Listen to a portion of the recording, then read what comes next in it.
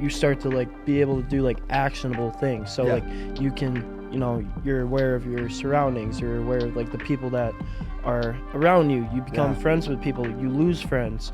And like when you hit that 16 to 19 or 15 to 19 going like freshman to senior year, like you learn so much about who the people you want are in your life. And then you learn that those friends aren't going to be there, you know, during college because they're gone.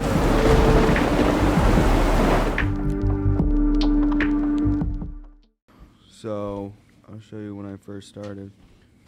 This is my first year selling insurance. Yeah, I was looking at that. 114, and then I graduated high school 2017, so that's my diploma. Yeah. And then this is my second year selling insurance. 140, yes sir. That's the third year. And then that was like 500, 300? Yeah. And then this was last year. But last year was a little slow, so I'll probably make $1 million. Because this is a partnership. So 2.6, you just cut in half. So it's like a 50-50. Yeah, exactly. Yeah. Last year we did a little less, so I bet we probably made about $2 million in the business, so probably $1 million each just through that. But, yeah, bro, that was it. We were recording? Yeah, cool. And the audio, everything's good? Yeah. Cool. Yeah, bro, but let's talk about you. So, born and raised. Where were you born and raised? Born and raised in Ashburn, Wisconsin. Yeah. Small, like, town, like, of, like, 1,000 people.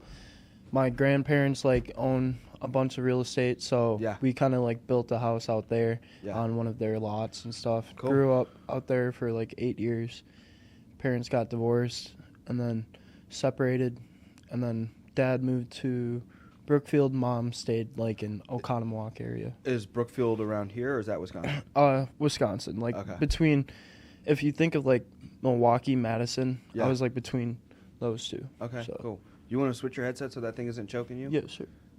If you just switch it to the other ear. Yeah.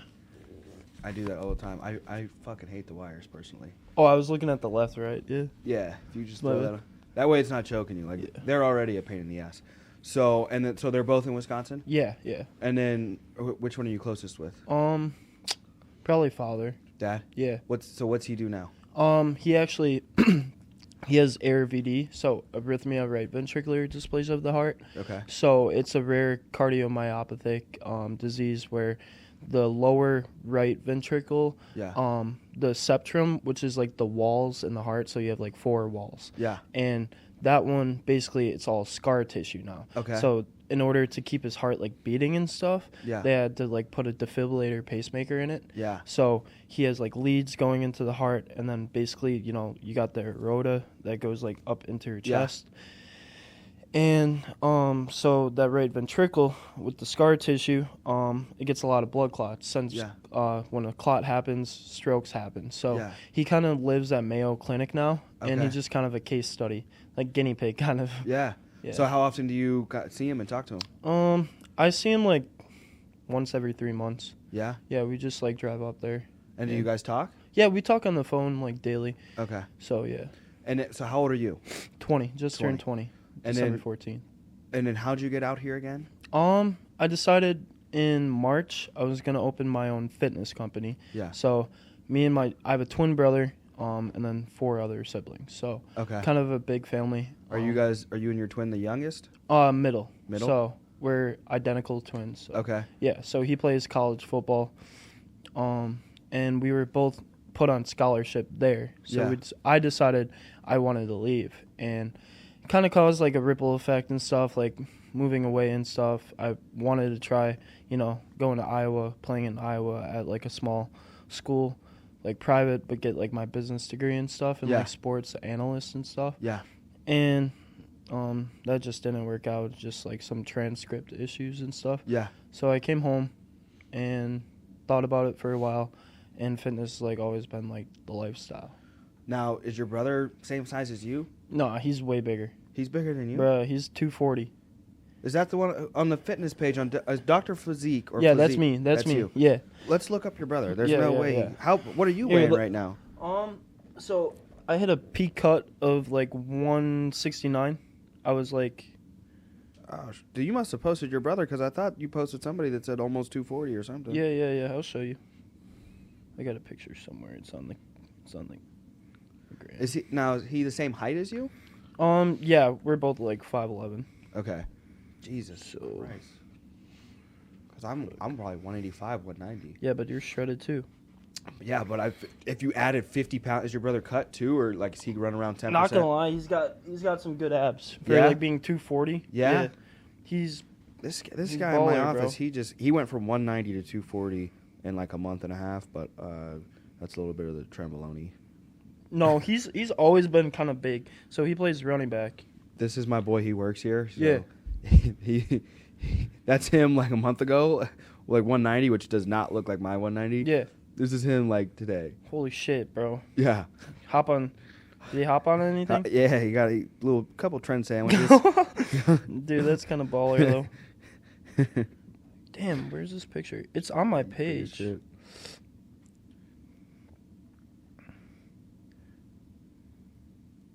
it would load. If you look up my name, Dr. Physique, go scroll all the way down. Wi-Fi is gonna suck here for you. Yeah. So scroll like all the way to the bottom. I'm gonna hand it to you. I'll show you. Do you like True Nutrition protein? Never tried it. That's what I'm drinking right now. Really? Yeah. Do you know what it? My boy told me it's a good brand. Have you heard of it? No, I've actually never heard of True Nutrition. I use First Form. I loved First Form. Yeah. Andy Frisella? Yeah, Andy Frisella is 75. Yeah. That's what I'm doing right now, actually. 75 hard? So I deleted. I keep Instagram because that's how it's your business. Yeah, it's my business. Yeah. But Snapchat, like, gone. No way I took him down. There's no way. Yeah, I'll just look him up on your phone. How much protein do you try to like eat a day? Per body? So when I was cutting, I was doing about 160. So about like 1 gram per 1 pound of muscle on me. And now I'm doing about 300-400. So I'm doing like double, 2.5. Yeah. But I personal train. So I do personal training. I work out twice a day. And so like I need my protein. But I'm a big like emphasis on carbohydrates. Like I love carbohydrates.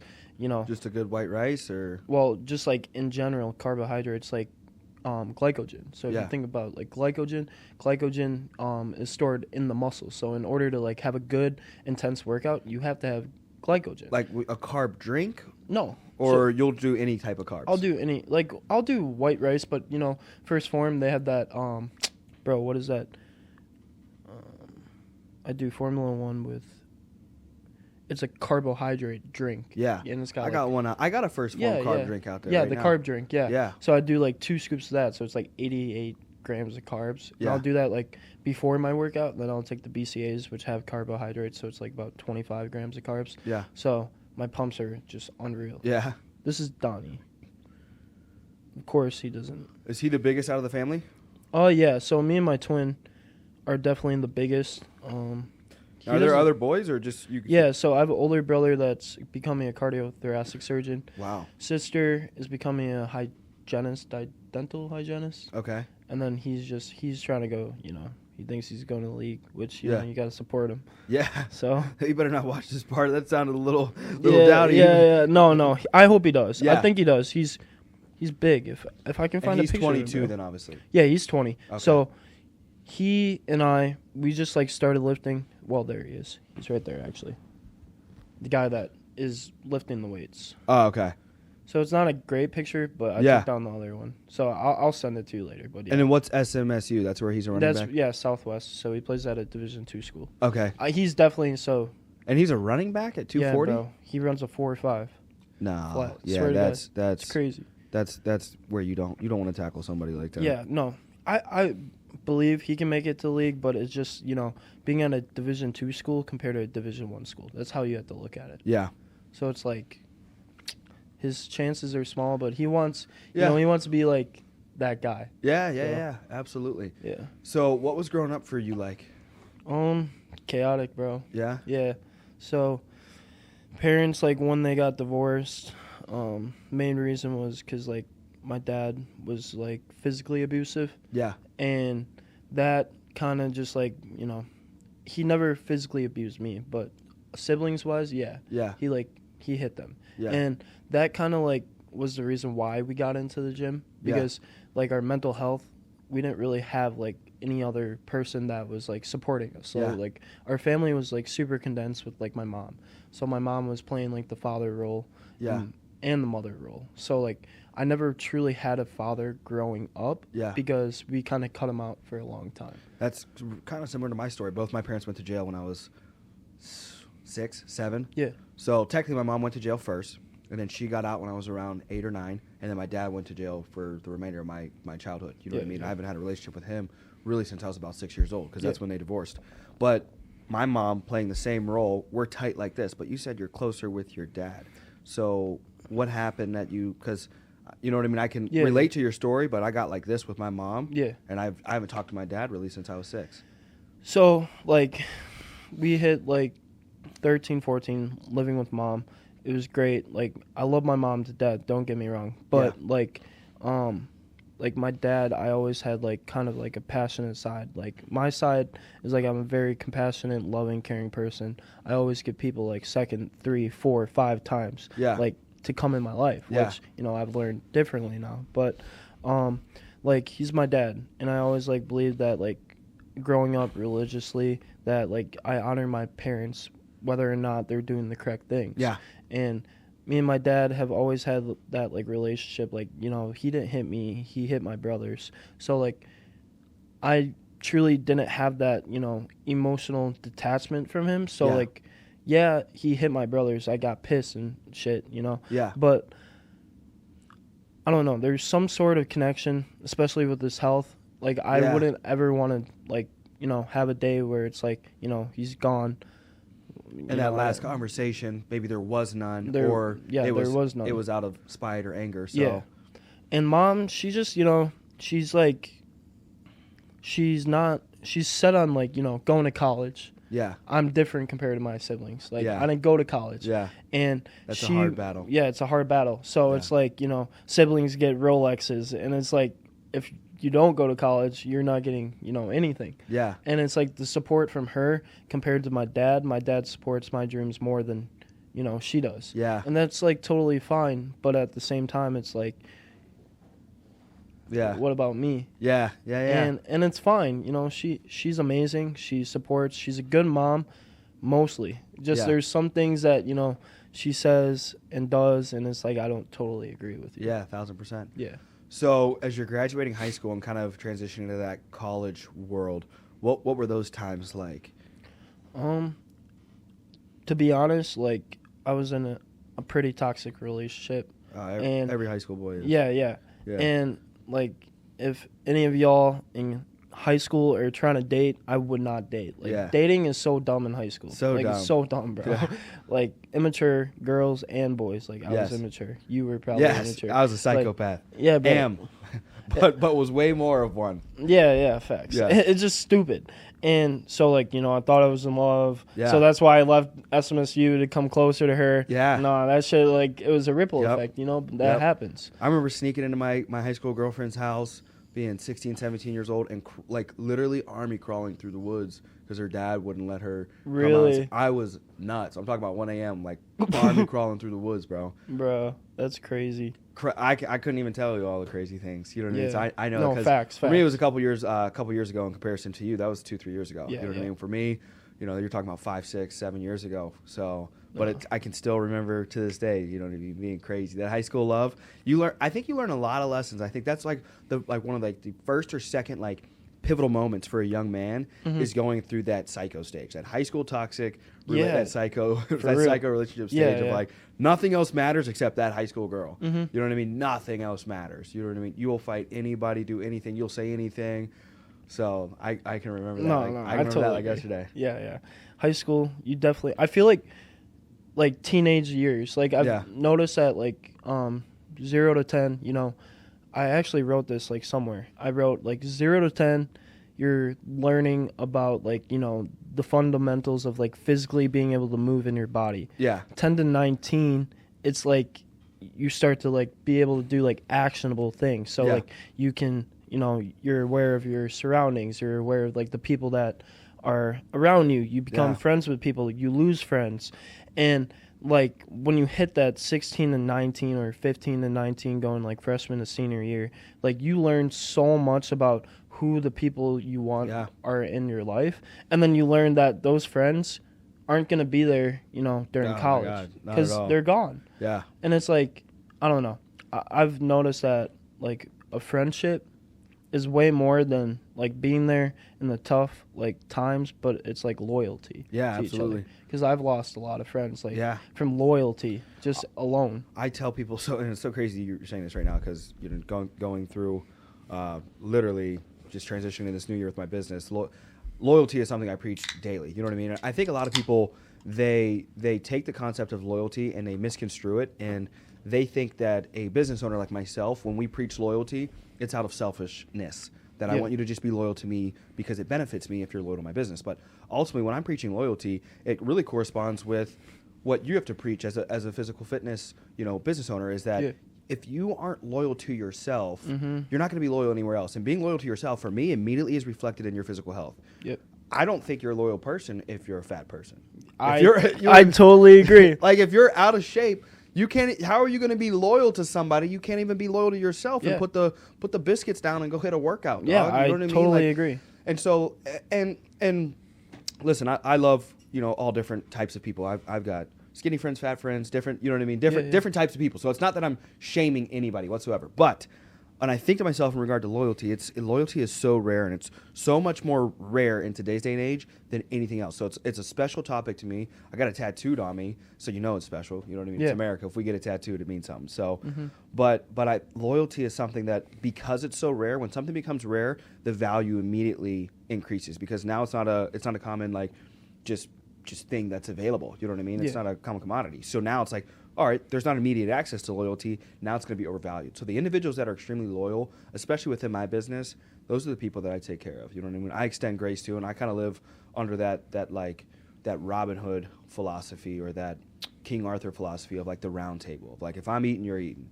And if I'm starving, That's facts. You know what I mean? Like if I'm starving, you better sit here and starve with me, because that loyalty isn't reflected in when we're all eating. Loyalty, like you said, is reflected in, can you sit here and starve with me when we're all starving? Yeah. You know what I mean? Because everybody wants to show up when the plate's fucking full. That's the crazy thing. You know what I mean? Like, I've noticed that the people that hated me during high school shit on me, said, oh, yeah, you twins, they be like, taking roids, blah, blah, blah, blah, blah. Yeah. They're the ones now, because they see my social media blowing up, that they want to just step in my life and, try to make good, nice conversations. You'd be like, hey, let's hit a workout. Yeah. Bro, come on. Yeah, miss me with that. Yeah, miss me with that. That's what I say. Yeah. Like, it's like, I don't give them energy. Yeah. Because why give them energy if, I was always so nice to them. Yeah. But they never respected Just look down on you. Yeah. So, outside of football, were there any other sports or hobbies in high school and just growing up that you feel molded you and that you just really enjoyed? That's like kind of the thing. I never noticed, like, I could have done way more about my mental health and like things that actually genuinely could have like repaired, the hurts inside of me. Yeah. And I stuck to lifting and football only. Like me and my twin, we were in the gym 24/7. And it was football 24/7. Now, did you guys all turn out pretty well? Despite, I know growing up in a kid, my dad was alcohol, so it was domestic abuse. If you look at the record, it was domestic and child abuse. So I know growing up in an abusive household. And I got two other half siblings. I've got an older brother I've never talked to, basically. And he turned out like not good. You know what I mean? Drugs, different things like that. And then I got a little half sister who's intelligent, and then me and my biological sister, full sister, she works here, intelligent. And so the three of us turned out good, but one didn't turn out so well. What did any of your siblings, are they kind of still on a rockier path? So older brother always took like the father figure role. So like he was always focused on us three like young kids, like me, my twin, and my sister who's 18. Yeah. So it was like 18 to 22. We were all like super close. And he took he's got brains. He got a 36 on his ACT. Yeah, perfect score on his SAT. Yeah, he's gonna be a heart surgeon. Yeah, heart surgeon. 16 years in college. Crazy, bro. And he really, really played like the father figure and molded us into like who we wanted to be. And we always realized like younger, like faith was always a big thing. Yeah. But now it was like you know, if you want to be like dad, you can be like dad. Go drink. Yeah. Go do stupid things. Yeah. But it was like, what's the bigger goal in life? It's like, and I felt like using the gym instead of going out Friday night, Saturday night, like the other people were doing, and, you know, drinking, smoking. Never did that. What did he do, your older brother? Like, what did he do or what did he say that kind of influenced you in that? He never did it. So him showing it. Yeah, showing it. Yeah. And Mom was always, like, harping on us. Like, yeah, it was too much sometimes. Like, she just said, you know, some hateful things about my dad. Yeah. But it was like, we didn't want to be like that. Yeah. And we saw the people that, you know, we went to a big school in Wisconsin called Arrowhead. I don't know if you've ever heard of it. But it has 2 campuses. So it had, like, the freshmen, sophomores, then you have the juniors and seniors. Wow, it's a big school. Big school, like 3,000-4,000 people that go to. For Wisconsin, that's big. That's big. Yeah. Would you have a 1,000-person graduating class? Yeah. Yeah. Yeah. Mine was 400, 500. Yeah, it's crazy, bro. Yeah. Crazy. And, yeah, he never did any sort of drinking or smoking. Yeah. Anything in high school. You probably don't like college. drinking. Now it's, you know. Yeah, it's a little bit. Like, I went out with a couple of the boys, like a month ago. Because, like, I moved down here only, like, 3.5 months ago. Yeah. So, like. But you probably don't do it consistently because don't do it. It's not good It's not for good. your testosterone. It's not good for your health. Yeah. I just did it because it was kind of like a celebration of, like, a new Well, you're path. 20 years old. Yeah. You know what I mean? Like, yeah. I haven't drank in, like, I've had a drink here and there. You know what I mean? But I haven't drank in five years. But what people don't see is 15 to 17, I was blasted. Yeah, blasted. You know what I mean? Just but it was a lot of anger from my childhood of no dad, just have my mom, all, you know what I mean? Like, just angry, absolute angry. That was that dark season for me. Because people are always like, you know what? Actually, no, it wasn't 15. I started drinking probably 12 or 13. I think I was about... I think that was my sister. My sister did that. I think I was about 12 years old. About 7th grade. You know what I mean? I think you're about 12 to 13 is when I started drinking. And so I remember going to a college party in middle school. You know what I mean? Yeah. And so, like, people are always like, you know, why do you want to drink now? It's one, I hate it. It reminds me of my dad, and it tastes like shit. Yeah, and facts. Then, secondly, I was a psycho in middle school and high school. You know what I mean? It's like, I've had my stomach pump more than probably people will ever do in their entire life. You know? So it's like, that ain't fun. A catheter ain't fun. No. You ever had a catheter? No. No, dude. No. A catheter... way worse than stomach pump. You know what I mean? When you're like blasted and they're like, get the that's the thing that they're like, hell no. You ever been so drunk they say get a catheter? No. You guys don't know what is that the thing that they put a tube, and it's not a little tube. It's a big tube. It's a thick tube, dog. Shit. And they're like, and when they pull it out, they're like, they tell you breathe, and you're like, and you're no. I've seen that. Yeah. No. We're gonna have to put the catheter clip on TikTok. No, that's crazy, bro. Hell no. Yes. So like, I definitely don't. I know I can't. Like, I'm not good around alcohol. You know what I mean? It's like kind of like that family environment type of thing of like, yeah, no. And I think for me, it's kind of like, I always tell people, because getting into 100% commission sales, I always tell people, listen, nobody's coming to save you. Nobody's going to loom over you and hover over you and force you to go out and do the work and do the business. Like, nobody forces you. You have no boss. Yeah, you know what I mean? Boss. So you got to go fucking get clients and go to work, or you're not going to eat. You know what I mean? And that'll be the rest of your life. And so I tell these cats, when it comes to this business, it's like, you need to show yourself, because we live in a world of like, we only show ourselves the upside. Nobody shows themselves the downside, because we live in a soft house world. And I think it's 70 or 80% of kids grow up like you and I, no dad. And so now there's no physical parental figure in the house to smack you in the face and say, this is what happens when you get bad grades. This is what happens when you go out and smoke weed and you go out and drink and you go do things you're not supposed to do. You know what I mean? So now we're only focused on, I'm going to get a Lamborghini. I'm going to get rich. I'm going to get the girl. I'm going to get this and I'm going to get that. I'm going to have a six pack. And it's like, no, you're not. You're lazy as shit. You know what I mean? No, you're not. You're not going to go to work and different things like that. So it's like, I tell people, you got to show yourself the cost of not being disciplined. So you're not disciplined. Well, now you have diabetes.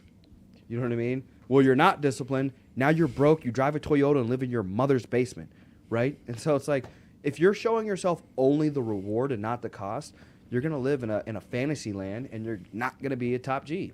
Yeah, like, I believe that, like, to my heart. Like, because, honestly, I see a lot of kids that, from Arrowhead, St. John's, because I went to private school halfway through high school. So my sister, she did that drinking stage where she was getting pissed drunk. Like, dude, like she'd come home and her eyes roll back, everything. It was like crazy.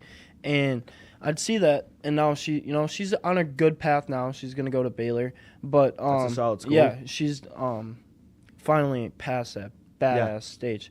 But, it was the people that were in my grade that were hanging out with her. Yeah. Because my sister, women are born with value. If you think about it, women have what a man can't have, you know? Men have to work to having value in life. That's why you see suicide rates so high in men. Yeah. 73% of suicides are men. Yeah. It's because they don't feel valued. Yeah. And you know why? Because when they're born, they're not born with any. So we have to work as men up the, hierarchy. Women, they have something that a man can't. What do they have? Pussy. Okay. You know what they have, bro? Like, so, it's for real. No. I agree. It's something that, like... We have a saying in business, and the saying is that pussy is undefeated. And so... It is. And it is, bro. The implication there, all respect, you know what I mean? All respect to just everybody in general, is the fact that, when you're doing sales and everything, it's happy wife, happy life. Mm-hmm. And not to directly associate the value of a woman to her sexual reproductive system, but more so to the fact that 1,000% agree with the overall motherly, womanly, princess type of nature that a woman is born with. Like, what is a man born? You know what I mean? Like, it's just a stinky, smelly creature that we're like half competent. We don't know what to do, and so it's like I 1,000% agree. Where you have to mold yourself into something that is worth something, that is valuable. So I completely agree with that.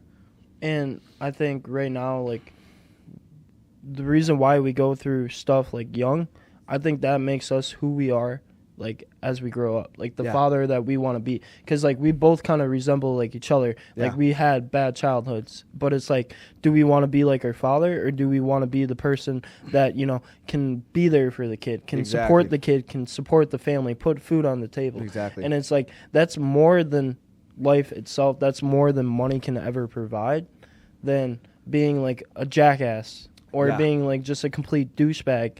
Or just, like, lying all the time, stealing all the time. Yeah. It's like, I'd rather be the man that has morals compared to the man that might be rich but has no morals. Yeah. And you can be both.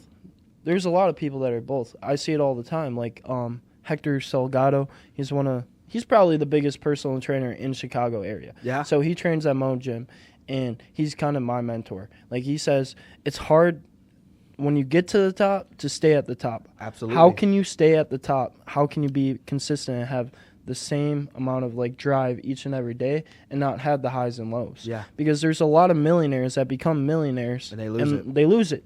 Football players and NFL. Football players. Not for long. Yep. It's crazy.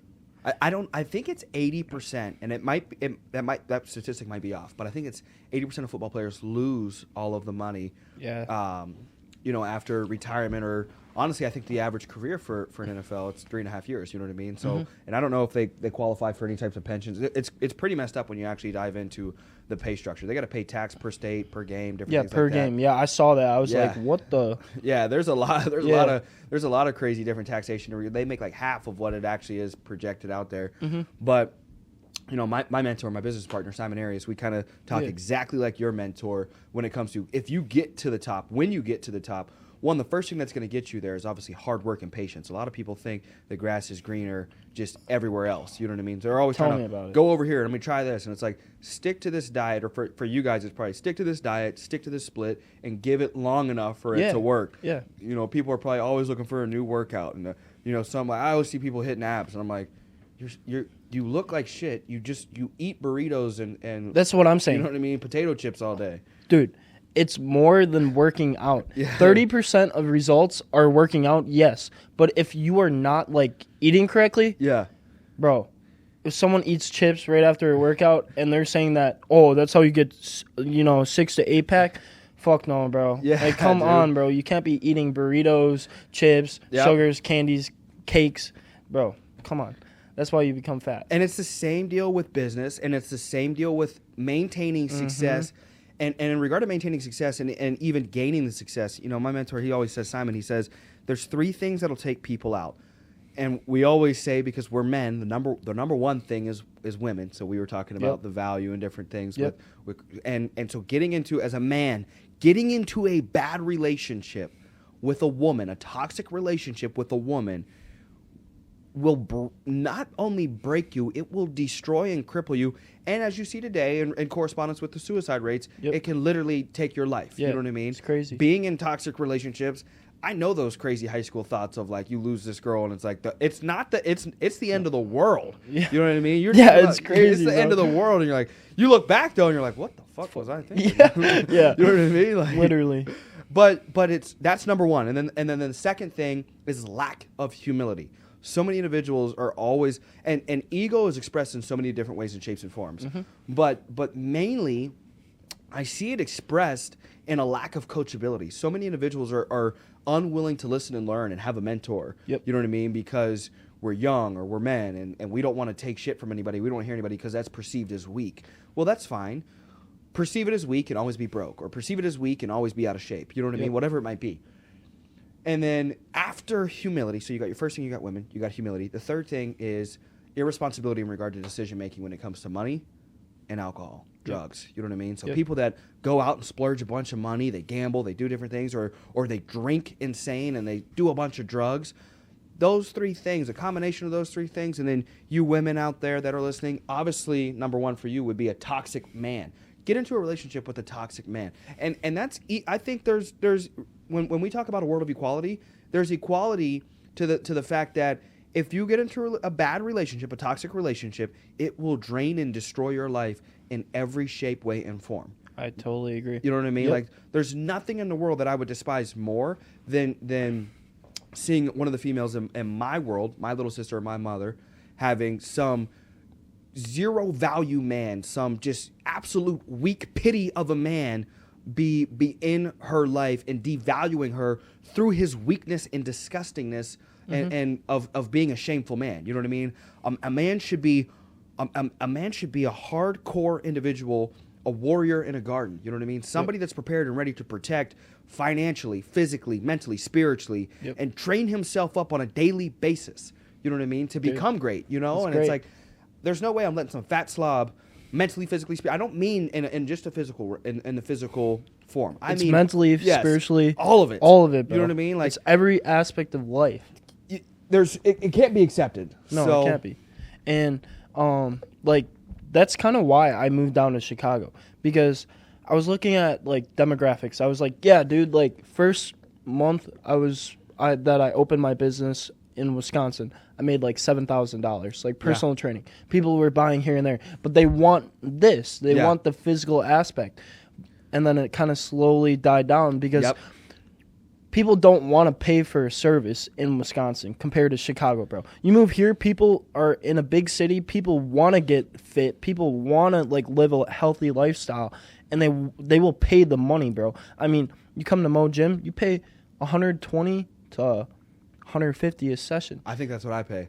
So I have a personal trainer. His name's Tommy. Shout out Tommy. I'm getting him on the podcast Friday, and he's 248, 249, and then I want to say he has his pro card. I think he just competed or something. Oh, really? Yeah. He's I don't know. You'd probably know better. Let's see. Let me pull him up and see what he competes in.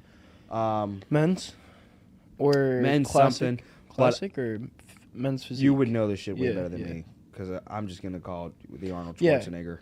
Because I'm going to compete probably 2-3 years from now. Yeah. Like, I'm too small. Like, I really am. Like, I might look big, but promise you, bro, to get your pro card, I want to get it in, like, 1 year. This is him. I don't know if he's...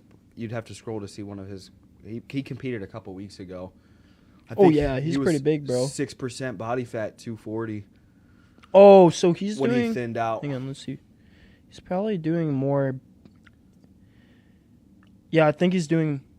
let's see if he's actually got a video. I think I pay $125 or $150, and I only do one session a week. Dude, people won't even pay that in Wisconsin. They won't even. People complain about $250 for 3 months of online coaching. $250? Yeah. I can make that in like an hour. Yeah. Like what? Yeah. Come on. People won't pay that in Wisconsin because people want to sit around it gets winter. People get depressed. People don't want to work out. And that's where you run into, they just want to... bodybuilding. They want a pill. You know what I mean? Because they don't want the process, they want the product. So they look at you as a product. Yep. And that's why you probably, if I were to go into personal training, I would have to heavily underpromise. I'd be like, hey, listen, Fat Joe, this is going to take a lot longer than what you fucking think this is going to take, okay? You're probably thinking this is going to be 6 hours. This shit's going to take you 6 months. You know what I mean? And looking at your fatness right now, it might take us 6 years. Yeah. So it's like, I give you kudos because I feel like I feel like that's harder than doing what I do with selling insurance, because life insurance is pretty simple where, hey, look, you're going to buy this and this is going to be a bunch of money that you weren't going to save up regardless. You know what I mean? That you weren't going to save up regardless. And now it's put aside to take care of your final expenses. So you're going to pay a couple dollars a month to have a bunch of money. It's death insurance. There's nothing else to it. Getting in shape. Now you got to get somebody in physical pain, discomfort. They're paying you to do it. They're insecure about their body, obviously.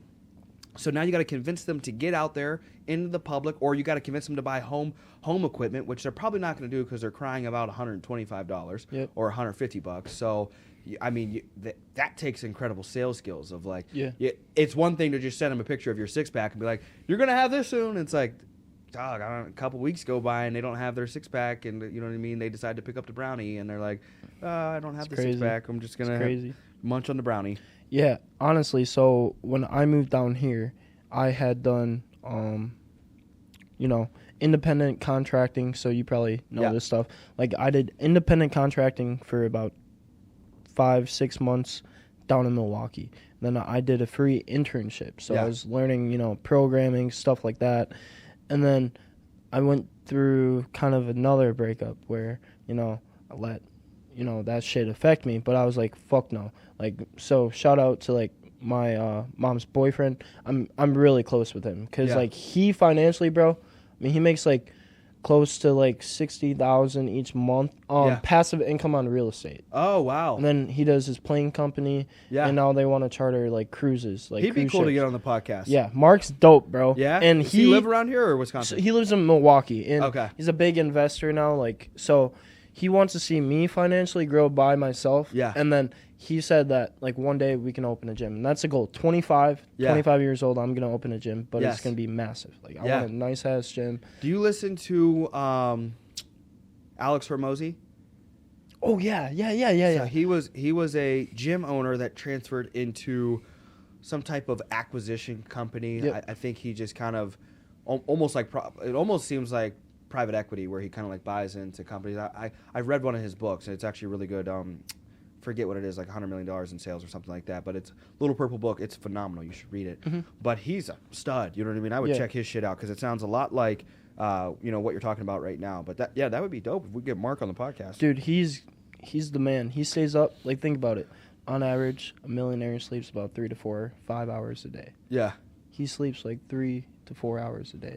And he's up at like 2 a.m. on his computer, spreadsheets, like both computers, side by side, financially making sure, like, this is where my money's going, this is where the money's going. Yeah. Blah, blah, blah. This is how much I'm spending this month. This is how much I'm saving. Yeah. And it's crazy, bro, like, what he does. And then, like, just, like, being able to save. Because, like, he's got, $1 million in assets that he has. Yeah. And if you think about it, like, he could spend a lot of money, like, on a bunch of shit. Like, he could buy himself right now. He said he could buy himself, like, a Lamborghini. Yeah. Like, they've been looking at him, but they don't want to because, would you put it in that, or would you rather put it in, like, Airbnbs and then start reinvesting? And then, you have a house here, Florida. You have a house in Colorado. You have a house in California. You can go stay at it. But then also, like, when you're not there, you can, make money off of it. Absolutely. And that's what he does. That's dope. It's insane.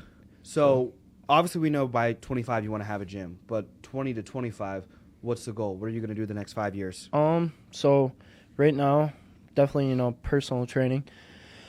It's crazy. Only been down here, like, 3 months. And, I was doing good, like, sessions. Like, probably, like, I thought it was a lot, bro. Like, at 18, I thought, like, 8 to 12 sessions a week, making pretty, okay money in Wisconsin. compared to now, where you actually, like, I've broken down, like, my hourly when I was in Wisconsin. I was making, like, 17 to 20, because I was selling packages. So you could train with me all you wanted for 6 to 8 weeks or 12 weeks. Yeah. And, I'd get you results, but, I was only making, like, $20 an hour. Yeah. And I come down here, and, like, business is booming. Started December, like, so I moved down here October 4th. December, I had 27 sessions a week. Wow. Yeah. Now, could you ever and it's hourly. Could you ever do 27 in a day? No, you can't do it because it's an hour, bro. What if each session's what an if hour. what I if could you, double up? Yeah. What if you had trainers work under you? So yeah, that would become like you could multiply. Yeah. You know what I mean? Yeah. So that's what I will do in the future. So Hector Salgado, he's an independent contractor out of Mode. So he pays Mode to use the facility but train his own clients. Okay. So if you break it down, he trains 2 people at once. So he charges $65 an hour, but he's doing $130 an hour technically. Yeah. And then he does 8 to 10 each day. Dude's the most consistent dude I've ever seen in the gym. I mean, he's a top G. That's why, like, he for real is, bro. Like, he made $250,000 in just personal training last year. Wow. He posted it all over social media because people don't believe you can make it a career, but you can make it a career if you actually grind. Yeah, you got to each work and every day. But he's consistent. Like, he doesn't have a day where he has like 2 sessions. It's always 8 to 10, no matter what. Like, he has 350 people on his waiting list. Wow. Like, and he's trained 50 Cent. He's trained like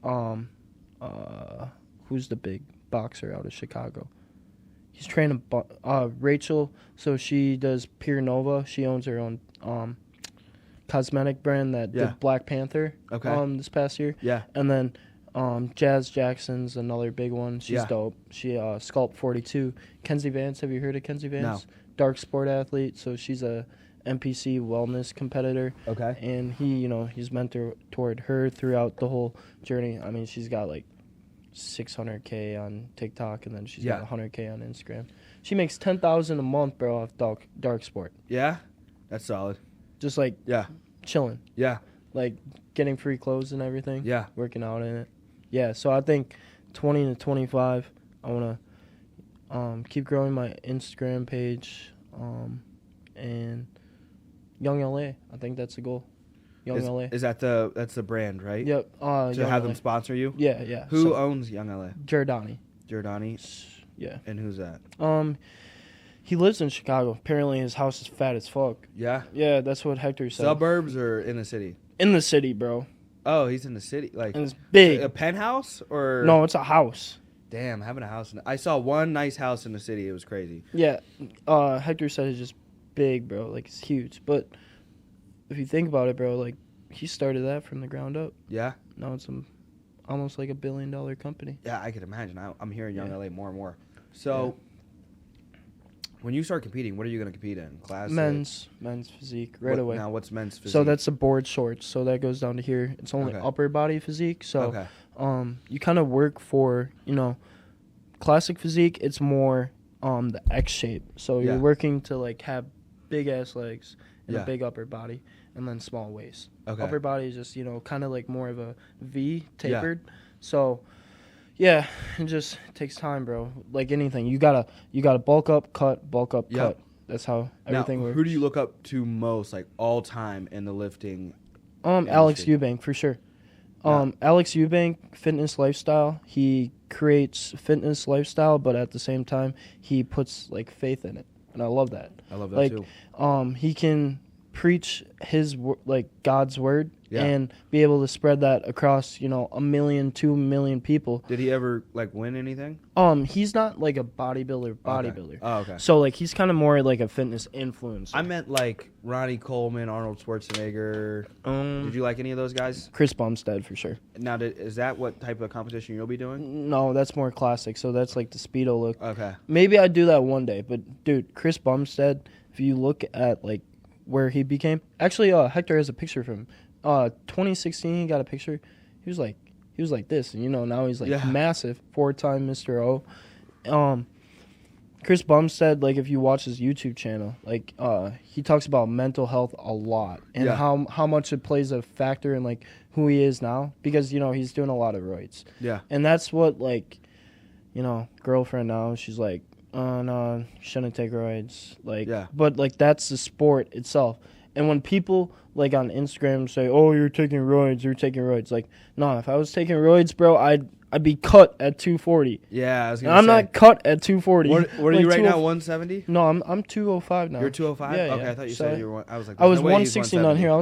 I can show you a video. You said 170. I was like, this motherfucker's not 170. He's bigger than me. No. This was, like, peak cut.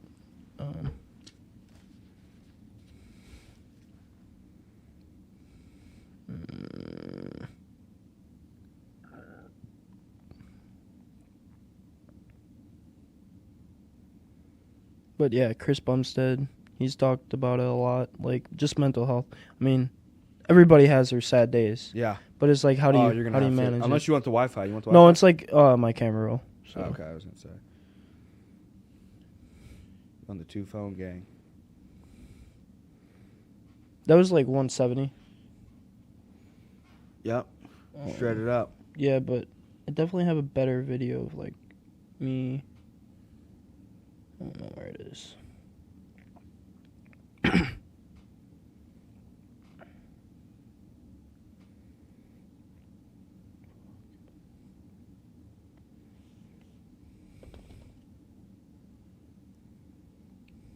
see the top G got arrested? Yeah, that's BS. You think it was a stunt? It's a stunt, bro. I think for it's sure. a stunt. For sure. Just to get more people like you and I talking about it. Yeah, yeah. I mean, he's a marketing wizard. There's like some things I don't agree with what he says, but like I'm the same way. Like I truly do believe that he's got a good heart, but like some things he's gotta, chill out about. Yeah, exactly. Like the way he does treat women, like it just like, there's some things that he says like, but other than that, he's a baller. Yeah, like, baller. Except for like I always tell everybody, like I agree with a lot of the things he says, but you have to ask yourself, would you let someone top G your sister or your mother? You know what I mean? It's like you're not top G and my sister having multiple wives. You know what I mean? Oh yeah. Like I'm not gonna like come over to like have. I told the guys like I'm not gonna come over, to see my sister and like have like a family dinner or something. Yeah. And you were like, oh, well, which wife is coming out? And like my sister's like one of the like that ain't happening. You know what I mean? Yeah. And I don't know. I think sometimes he says things about women. Yeah, he's a little like, vulgar and aggressive. Yeah, he's a little vulgar aggressive. Like I think he thinks that men should like dominate a woman. Yeah. I've seen my mom and my grandmother and Diane Hendricks is another big woman in Wisconsin. There's a lot of women that are way more successful than men. Like a woman can support a family financially if that's how they want it to be, like in the relationship, because I believe each and every relationship has their own goals and their own dynamics. Yeah, and if a woman wants to support a relationship, I'm totally fine with that. But for me, I want to be like the head of the household, like spiritually, mentally, physically, and financially. Who do you like? Because you've mentioned your faith a lot. Who do you like to listen to faith-wise? Stephen Furtick. Same. Yeah. Elevation. And Michael Todd. I like Michael Todd. Yeah, he's a black guy from like Texas. He just like throws like more emotion. Yeah. And I like how he kind of has like a comical like sense to it. Yeah. So that's kind of cool. Yeah. You see that guy that NFL Live? He prayed on ESPN. No, who was it? Chad Orvanovsky. Oh, okay. So he's one of like the analysts. I know Tebow used to do that a lot. Bro, he got so much shame. Yeah, I know. Yeah. They really like just didn't. I feel like they just kind of took the hate of him like for some reason not being able to perform at the NFL level and just kind of like associated it with his faith too as well. But look at how well off he is. Yeah, he's a dude's stud. A multimillionaire. Yeah, he's a stud regardless. And he keeps it. Yeah, he's a stud. But yeah, I absolutely love Elevation, love Stephen Furtick, and my faith has been the biggest thing that's helped me. I would say with my journey, my mental health, and like when every time I look in regard to like how I ended up in the position that I'm in, like not going to jail because I had a police expulsion my sophomore year. I got kicked out of school on a legal level for fighting and making death threats basically. So I look at my life and I'm like, I have zero idea how I'm in a position where I run a multi-million-dollar company. I've built phenomenal relationships, and despite life throwing chaos on. How did you do that though? Like, so what? Yeah. What was like the moment in time? Because like there's a lot of people like you, but they that don't get to where you're at. So what point, like in regard to how I did it through the business, or like what was my mindset mentally prior to leading up to this? Yeah, like what event hit you where you're like, damn, I gotta like switch my act. Like I gotta like I'm fucking up. Like, yeah, there was a lot of rock bottoms for me. I mean, rock bottom for me was like 9 years old when my parents were in jail. You know what I mean? And like, and then from there, and really the majority of the reason my parents went to jail was for fraud. You know what I mean? So wire fraud and tax evasion from my dad.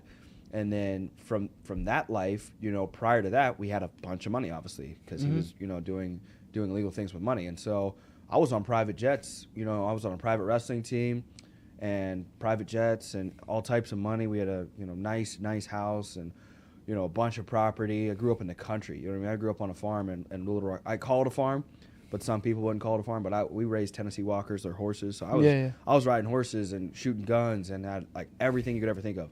And then they went to jail, lost everything, got out, and we grew up on welfare. So I went from like riches to rags to riches. That's how I tell people. So it's almost like giving a fat kid cake and taking it away. Like that fat kid's gonna get it back. So like my cake was, that lifestyle. And I think from there, it's like I pretty much got thrown into church, forced into church, right when my mom got out of jail. Her dad, who passed away a couple years ago, rest in peace. So he had like told us there was a good church, and we had gone to a non-denominational church, kind of like Elevation, from I was, 10 or 11 until I talk to them today. I still talk to my youth pastor today, you know what I mean? Yeah. Once a month or something like that. And for me, it was, that was rock bottom. I can remember 15, 16 being drugged out of my mind and just drinking and waking up Mother's Day in a crack house. You know what I mean? Mm-hmm. And my mom just showing up crying. I have no idea like where I'm at, like what time it is. I don't know how she even found me. And rock bottom, my ex. You know what I mean? That toxic high school relationship, 17, 18 years old, rock bottom. You know what I mean? Me cheating, her cheating, just the whole like end of my life. Type of relationship. This is the end. And then from there, my dad out of prison, I tried to rekindle a relationship with him because I knew I was poor, I knew I was broke, and I knew my life was just absolutely horrible. You know what I mean? And I kept thinking to myself, it's like, there's no way that I can live the rest of my life just poor. You know what I mean? Like I can't do it. I can't accept it. And so I told myself, I don't care if I have to get the money illegally. I'll rebuild a relationship with my dad. I'll do whatever it takes to get rich. I moved back down to Arkansas for a week or two. He's running a business. He's not paying anybody. And now, come to find out, I know, like, maybe sometimes in business that you're going to run into hiccups where you might have to lay fucking people off. Amazon just laid 17,000 people off. But it was more than that. He was still doing shady shit. He's actually under investigation again. But like you, brother, at the end of the day, even though I don't talk to my dad, I forgive him and I love the dude. Yeah. You know what I mean? I got the Bible, the Word of God. Absolutely. You know what I mean? Honor thy mother and father, and you know what I mean? I'm a big advocate of that. So from there, I'm praying every night. I'm like, not just praying. I'm every night worship, like heavily, like a spiritual experience of worship music, of like putting on the worship music, like, and not just like singing it, but like feeling it. Just like growing up in church, you know what I mean? And that was my favorite part, is the worship service. And to this day, I do that every morning. Two worship songs to start the day. And if I don't, I'm probably going to be extra asshole-ish. So, and in that moment, you know what I mean? I really feel like it was like a divine arrangement. I feel like God brought me back to Pennsylvania. I was working in my buddy's pizza shop, and it wasn't just a couple weeks went by, and I got an email from a life insurance company in Pittsburgh. And I went and checked it out. There's Maseratis in the parking lot, bunch of yoked guys looking like you, and they were like, Wolf of Wall Street type of environment. They're like, you just gotta get a life insurance license, and we can hire you and you can start. And I got my life insurance license pretty much that same day. Called up my mom. We rounded up money between her and my grandma. I was negative money, so we all were. You know what I mean? From food bank lines and food stamps to water off. My house got shot up, to all these different things that occurred. And I'm grateful now as I look back. I hated it. I hated everything. I hated my whole life, and I was angry with myself. I was angry with my mom. I was angry with everything. I was angry with my dad. I hated the whole world. because I grew up so, in my mind and perspective, so poor and broken and stolen from, and that entitlement just beat me down where there was no other option but up or death. You know what I mean? It was up, death, or the military. So, and shout out to the military as well. Every time I share this story, I always reflect back and feel like, maybe I'm being disrespectful when I say like my option C was the military. But and then I think in those moments as I reflect and it all compiled together, it put me in a situation where, here we are now. It's almost 6 years later with life insurance. So.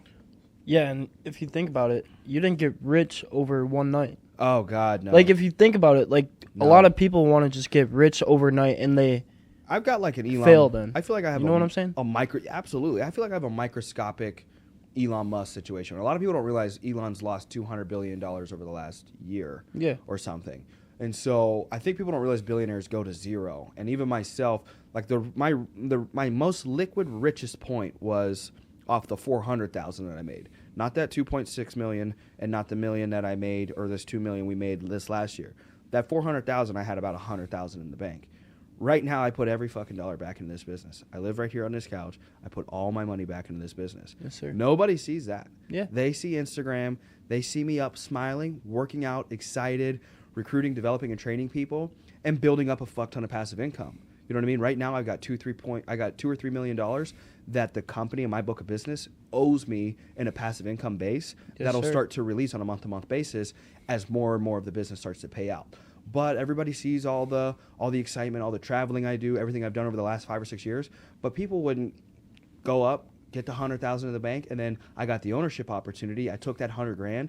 I spent every dime transitioning into becoming an owner, putting all my money into leads, buying this office. This office isn't free, so this is a leased office, obviously. But you're talking about $10,000, $15,000 a month in lease expenses. Then I buy leads for my people, which is $5,000 a week, and that fluctuates. And then I pay for the staff, pay for the assistant.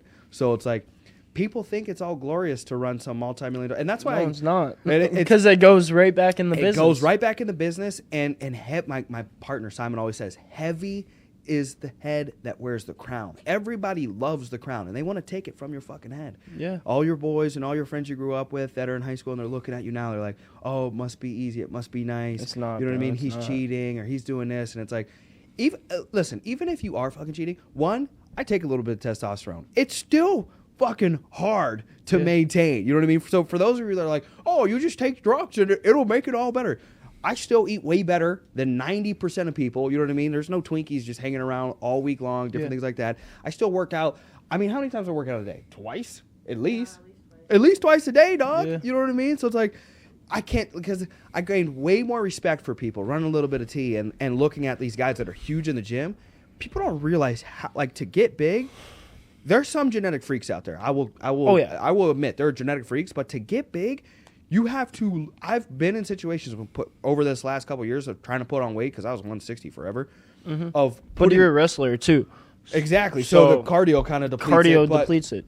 But I'm telling you, I've put metal on to get rice and chicken down because I'm not hungry and I need more carbs and I need more protein. So I'm putting like undead on just so I can eat. You know what I mean? Hollywood undead, just so I can get the food down because it's almost harder than a workout is being regiment in your diet, and it's like it just goes so well with just life. As people think everything's so sweet on TikTok and they think everything's so sweet on social media. It's like, if it's so sweet, bro, you come do it. Yeah, you come do it. Come show me.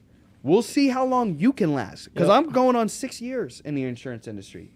Let's go. Let's see you do it. You know, and it's like, if it's so easy to lift the weights and to be a personal trainer, then I was like, you know what I mean? I kind of respond back to people right now. I've just been what is it called when you just mess with them back? What's that term? You know what I mean? Where you just mess with them back? No, it's not Riz. It's not Riz. Riz. But what's it called where you just mess with people back? Trolls? Trolling back. Yeah, trolling. So I've just been trolling them back, anybody that says anything stupid on my social media lately. Because usually I don't care. I try to respond with positive energy, and I try to think in correspondence with my faith of like, this is a child of God. Let me be respectful. Even to my enemies, this is how I think, and this is how I defeat people, I feel like. Because it's like, that's a child of God. Let me love them. Let me respect them. Yep. But lately, I've just been trolling them and saying, you're sad. You're sad. And dude, I wish this would load. I would show you, bro. Get the Wi-Fi. Like, so pull up the Wi-Fi and see if I can share it over to your phone. Because I gotta show you this. Like TikTok, Instagram, bro. The amount of people that slide in. I actually had a kid that slid in yesterday, and he's asking for some advice. I give him nutrition advice. Yes. But that's like all my DMs, bro. He ain't even gonna do it. Get 10 to 20 each day. Yeah. If it's like, some are positive, but then it's like, what's nutrition like? I give him advice. I give him advice on like, hey, you're split. You got to progressively overload each week. You got to get better each week. And then you also have to deload, because deloading is just as important as progressively loading up. What if you just hit calves and biceps? I'm asking for a friend. You hit calves and biceps. Calves are hard to grow. Yeah, but what if you just hit that like forever? Forever? Yeah. Like just for asking for bro. I'm asking for not me or anybody. Yeah, you ready for the Wi-Fi? It's Arius Dlabik 125. Yeah, let's see if that's the Wi-Fi, and then I'll did it share? Password is all in 22. Yeah, capital A. Yeah. Are we gonna get hacked if we say it out loud? All in, and then what is it? 22. Yeah. Okay, 22 with an exclamation point. I wonder if Nick will change it to 23. Well, yeah, let's just say that on the podcast. Damn it! Don't say it on the podcast. No, but like for like real, like I've only been doing it for 10 months. Yeah. And it's like up and down, but I want to get to that point where it's consistent. And you've been doing it for 6 years, so what's like advice you give to people that like like I'm at 1 year, coming on 1 year, and I really am thankful for where I'm at right now. But like in 6 years, bro, I want to be at the top, consistent. Yeah. And I want to own my own gym. You really want to win? Yeah, I'm gonna win, bro. Yeah, but like you really want to. You really want to guarantee it. Yeah. Completely eliminate the idea of a time frame. Fuck 6 years. Okay. Tell yourself I'm doing this until I die, and then you guarantee you win. Oh yeah. You know it's what I mean? Lifestyle. No, I totally agree. But I think also a combination of like, okay, well, how do I really get this done in a combination of my goals of 6 years? You know what I mean? And it's identifying who's the person in the industry that you respect the most and has the most success. Okay. Getting the game plan from them would be second, and then third being the most coachable person. So if that's Hector Salgado. Yeah. So well, if you think about it, bro, I'm surrounded by the top people in the industry. Yes. Joey Thurman. You look up Joey Thurman on Instagram. He has done fast body results on Beachbody. Beachbody, that disc, bro. I did P90X3 in high school. Yeah, so he has his fast results on there, 30 days. I think it's like 30 days or whatever. But he actually he just came out with a new book called The Minimum Method. You should buy that, bro. Yeah? It's actually good. Yeah? It's a minimum method on how to become spiritually, physically, mentally, just like a well-rounded person. That's how you got to be successful, brother. You name it. You know what I mean? I tell people all the time, and I think they fucking laugh at me when I tell them, because we call it in our business mind, body, and spirit. You know what I mean? Me and my partner, like I'll show you a picture of my partner. He's yoked. And if we always tell people, it's like, if you want to grow anything outside of your life, it starts with you growing within. Everything external is a reflection of internal. So if you want growth, it starts with in here of growing your mind, your body, and your spirit. And if you maintain growth of you becoming the best possible human being you can possibly be, you're going to be a rich human being, not just in your finances, in your mind, in your body, and your spirit, because you're going to directly produce in this life who it is you are as a man, you know what I mean, and as a woman. And there's this quote that I keep, and I share this with myself more than I share it with anybody else. And this is from Socrates, and it says, "No man has the right to be an amateur in the matter of physical training. It is a shame for a man to grow old without seeing the beauty and strength of which his body is capable." I don't just apply that to the idea of physical training. I take that to the idea of mental training. Every day I read the dictionary, just 1 or 2 pages to enhance and increase my vocabulary, my communication skills. Because I desire to be, I look at this and I say, no man has the right to be an amateur in the matter of mental training, spiritual training. I want the best possible relationship with Jesus Christ.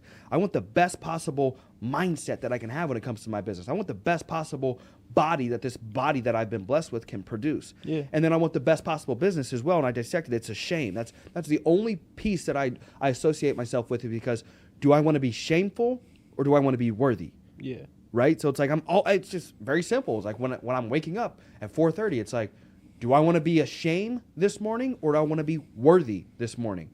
And so many people just they lose that first battle, and they select shame, and it's disgusting. And it's crazy. They'll take the day before and put it in the day that is happening right now. Like, that's one thing people don't realize. Like, you got to let the past be the past. Don't let it hurt you. Learn from it. Become the person you want to be. And each and every day is a new beginning, like it says in the Bible. It says, do not fear 365 times in the Bible. Do you know why? There's 365 days in a year. So if you think about it, if you come in the day fearing, how do you think that you're going to be worthy? You're going to be fearful all day long. You're going to be shameful. You're going to be doing dumb things. I want to see what verse I shared this morning. I think it was Matthew. Oh, I got to show you my brother. Here he is, bro. He's freaking massive. That's him on the right. Jesus Christ. Yeah, bro. He's big. He weighs, 240. See, I shared this with the company this morning at 7 a.m. Matthew, what is that, 237 or something?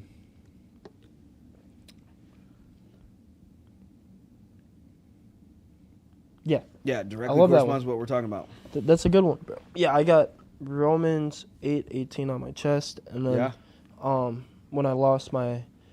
Have you ever heard of Bojangles down in the South? Chicken place? Yeah, absolutely. Yeah, so my best friend, his grandfather started that. Okay. So, about April 6, 2021, he got murdered. Wow. So he was actually coming up to see us, me and my twin play. How did he get murdered? So he went to a concert. His mom told him not to go to the concert. He went to the concert in Savannah, Georgia. And after the concert, he's driving like a Mercedes AMG. Nice car. And he went to the gas station, bad area, came out with a Gatorade. Dude came up to him and said, "Yo, I want money." He said, "Nah." And he shot him twice in the chest. Yeah, I know the guy too, because I actually, I was going to make a trip down there and see his mom and stuff. And, because he lost his dad when he was young from suicide. Charlie. His name's Charlie. Okay, your best friend. Yeah, so he's on my back, actually. I got a tattoo of, like, my favorite verse, like, worry about nothing, pray about everything. Okay. And, so I was going to go down there. But, so, the reason why we became so close again is because his dad was... committed suicide when he was like 9. Yeah. So he always had that, resentment in his head. And then he was going to get married, and he came home. His girlfriend had overdosed. Wow. Killed herself.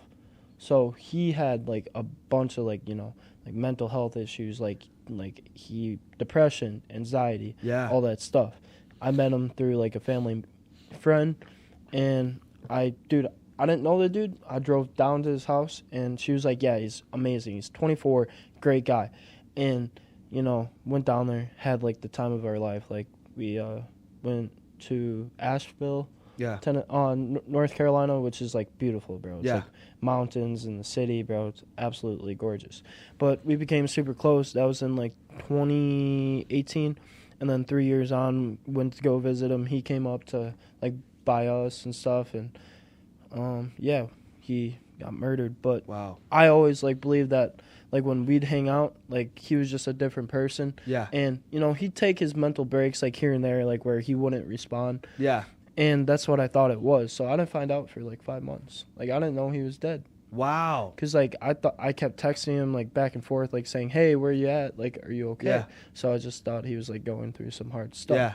But he always like believed in who I wanted to be. And same with my twin. Yeah. So like having someone that you can learn from, like being coachable is it's so true, bro. Yeah. Like you gotta have mentors, like because those are the people that are successful. 1000%. And those are the people that have gone through some sort of damage in their life to make them the person they are today. Yeah, 1000%. Yeah. Powerful. So as we wrap up, because we're like an hour and 20 in or an hour and 10 in. Really? Yes, sir. Damn. So where can people find you? Mo Gym, Chicago, West Loop. Where can they find you on social, too? Oh, Dr. Phil Zeke, Dr.PhilZeke on Instagram, TikTok, and YouTube. So I came out with a YouTube video about like a month ago, just like personal training in general, glutes. But I'm working on, just like TikTok and Instagram mostly. I do a lot of motivational stuff on Instagram. Yeah, I like it. It's sick, bro. Yeah, I got the niche down. I'm growing. Like yesterday, I grew like 1,000 followers. So I'm doing all like organic growth. Yeah. So it's hitting like every day. Yeah, you're doing good. Yeah, you're doing good with it. I like it a lot. Yeah. Appreciate it, bro. Well, this was dope. Make sure you guys check out Dr. Physique. Cool? Yes, sir. All right, big dog. Appreciate it.